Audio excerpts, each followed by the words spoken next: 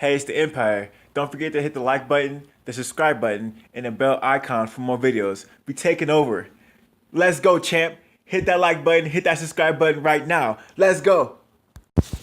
Hey, it's the Empire. Boxing Empire. Back for boxing. Now, man, Canelo Alvarez, man, put a huge stipulation on Daniel Jacobs for their upcoming fight, man. And he said basically that if he goes 10 pounds over the 160 limit from the middleweight title in a fight, basically if they go past 170, that they're going to have to pay a fine of $300,000 for every pound they go over.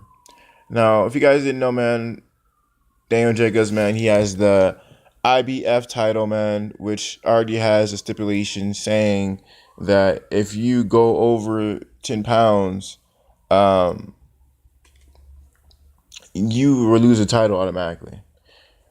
So that was already sort of a stipulation in this contract, but the problem is you're not getting charged for it. You know, if you go over 10 pounds, you just lose the belt. And the fact of the matter is, when Daniel Jacobs fought Triple G, you know, Daniel Jacobs came in over the limit of 10 pounds and he lost the IBF title, but that didn't really matter. He didn't really care about the title because the Triple G had more than one belt, and Daniel Jacobs was trying to get the other belt, and he was trying to get the W. So if a guy's bigger than 160, but he makes 160, but he comes in the ring heavier, above 170. He should be able to rehydrate wherever he should be able to rehydrate to. And if he doesn't feel like the IBF belt is that important, then he'll vacate the title to get the W, because Canelo Alvarez at this stage of his career is bigger than a belt. He's bigger than the IBF, the ABA, the ABC, and WBO titles. This is a once in a lifetime opportunity, and I think it's sort of a messed up move, man, because I really want to see his fight and everything. I understand Canelo's the A side, but the fact of the matter is, this fight, people have been waiting for this fight for years, and I don't want to see a drained, bigger fighter against a smaller, full-fledged, 100% healthy Canelo Alvarez. You know, that's just not something I want to see.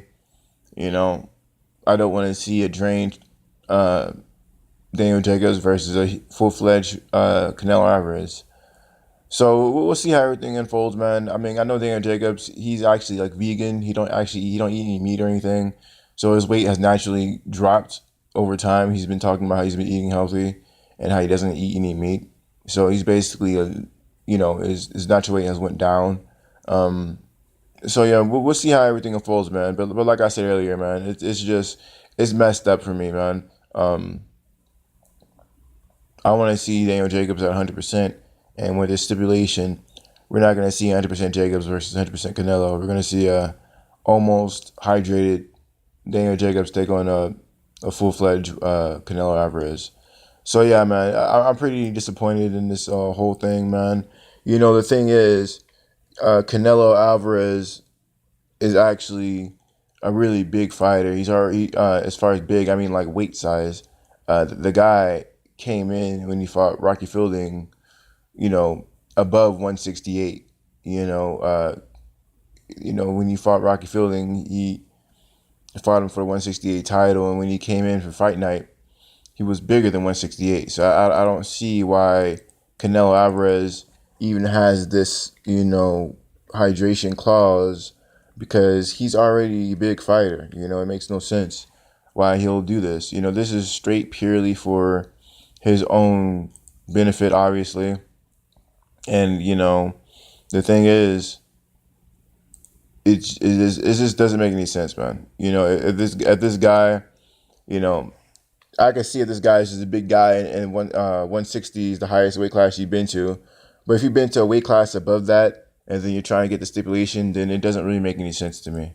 It doesn't make any sense to me at all, actually.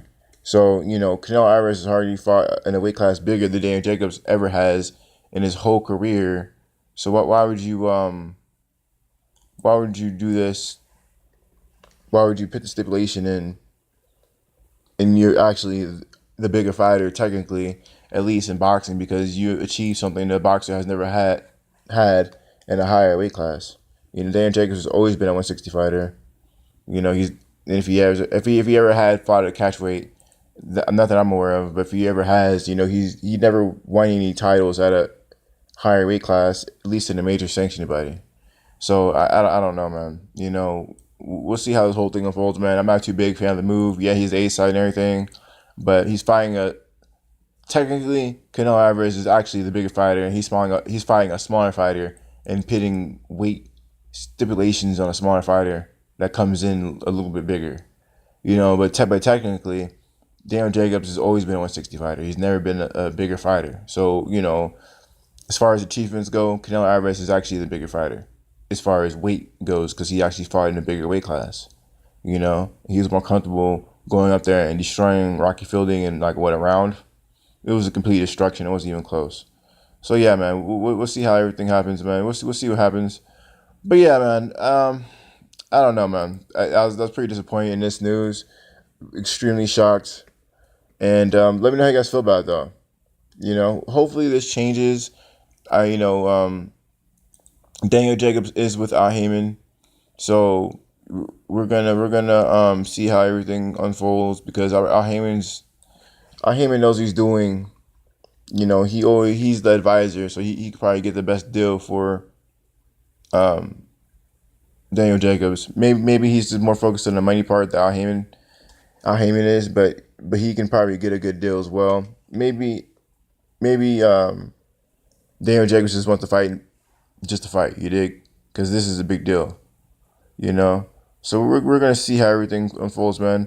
But let me know how you guys feel about it, though. Like, comment, subscribe. This is The Empire. Geoboxing Empire. Peace.